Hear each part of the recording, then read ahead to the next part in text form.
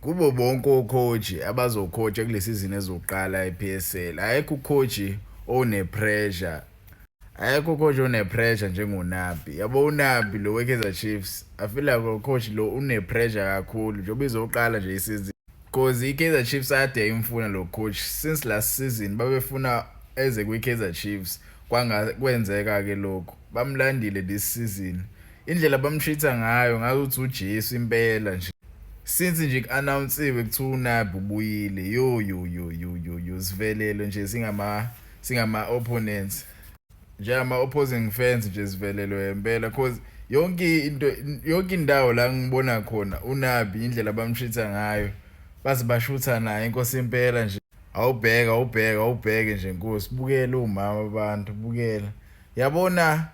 kuyothi kuphela igame yesi-15 uNabi coach kule season le kube sekuthiwa Nabi out kube sejijelwa ngamakabishi bemshaya ngezihlalo cause angazi iKaizer Chiefs mina iyangixaka nokuthi kushintshwa abadlali bashintsha ucoach kwenza the same thing yabona uJohnson kwenza the same thing atazwana same thing abafuna ukushintsha istructure se-team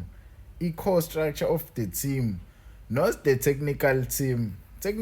musana ukuthinta i-technical team ayenzanga lutho abadlali abandlalelayo abawumsangano